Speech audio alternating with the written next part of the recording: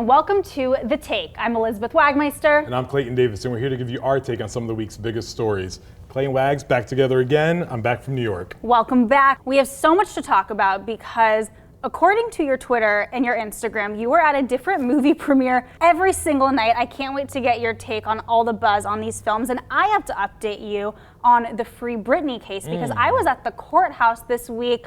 More on that, but first, we have to start off with the biggest news of the week that is shaking up the industry. CAA has made a bid to acquire ICM. This mega merger is all the talk across town.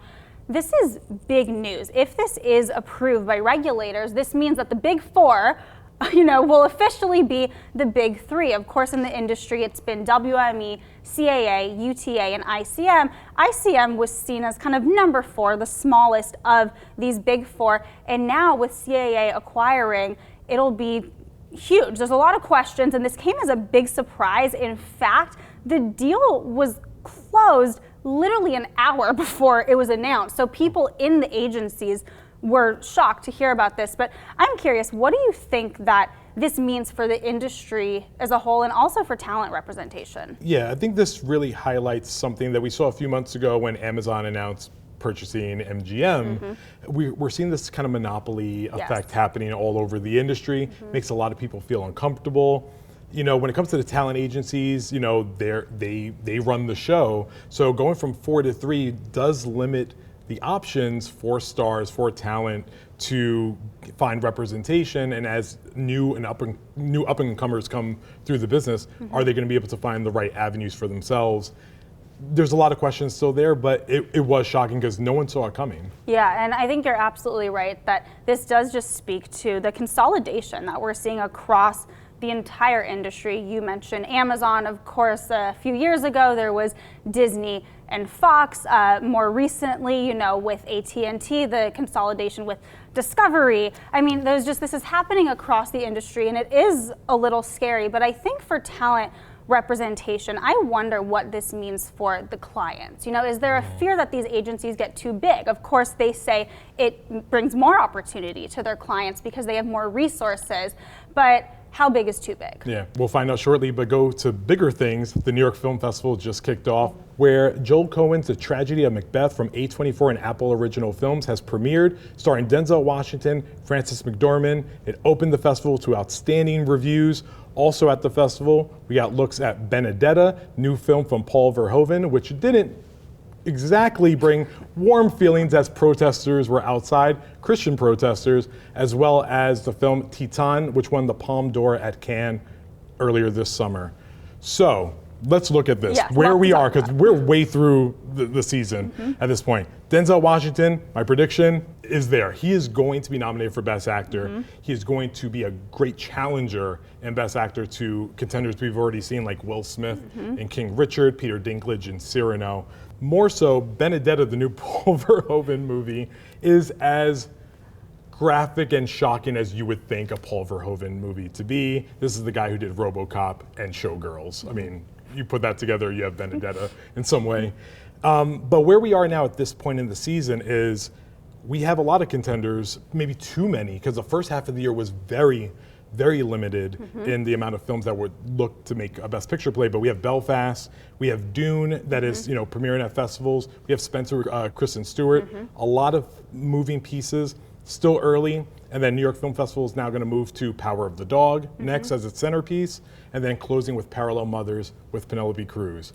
Crazy bananas time. Yeah, you have been very busy. I just want to, by the way, note and give you early props because you've been saying for weeks on The Take that Denzel is going to be a front runner for The Tragedy of Macbeth. So it's literally, you heard it here first from Clayton Davis. Sure. But I want to ask, at this stage in festival season, if you had to choose 1 or 2 films that you really see as the buzziest front runners for the Oscars, what would this be? I mean, at the top of the list is Kenneth Branagh's Belfast from Focus Features. Power of the Dog is going to offer itself as a great challenger to that.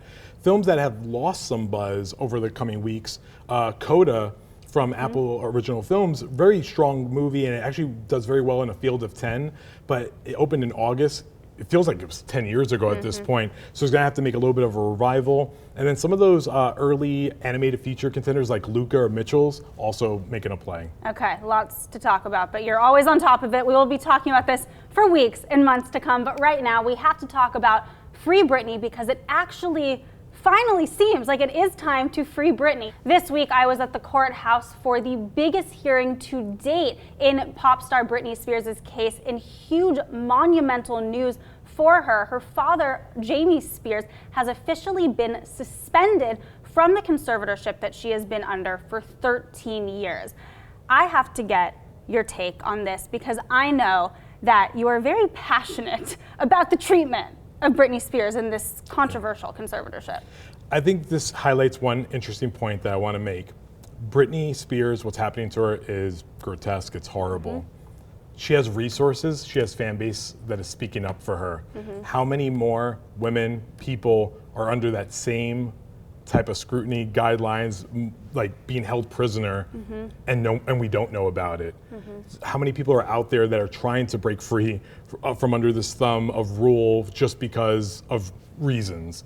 And I think hopefully this will educate the public enough about how conservatorships work and how we need to move to a reform in that area and how people fall into it. That's what I want to see. Absolutely, and I think that is what's already happening. Before this case, people hadn't even heard of a conservatorship, and now Britney is helping bring these issues to light. But as I've been covering this really closely, I've thought a lot about this because, first of all, am a huge Britney fan, but was since day one when I was a little girl.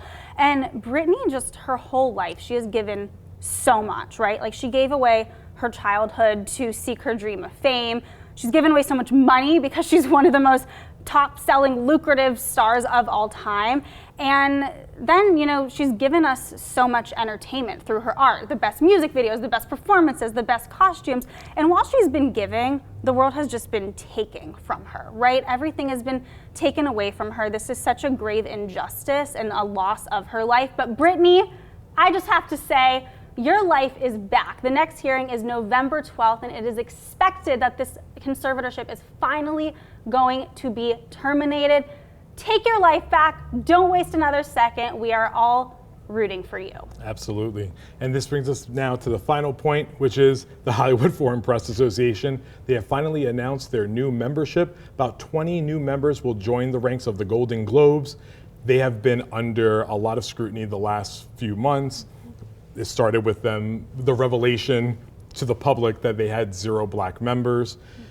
Now we look ahead. What comes for the Golden Globes?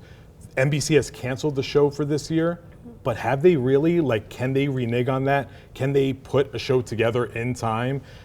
Early word is that they're going to start meeting with publicists next week to start discussing a path forward. Are they accepted? Are they still under turmoil? A lot of things to consider. Wow, so you think that there might actually be a televised Golden Globe? I wouldn't rule it out. I will say that. Okay, well, I know you will be on top of this. This is a continuous story. We'll talk about it more, I'm sure, next week right here on The Take. As you know, we are always back with a new episode every single Friday. Thanks for watching.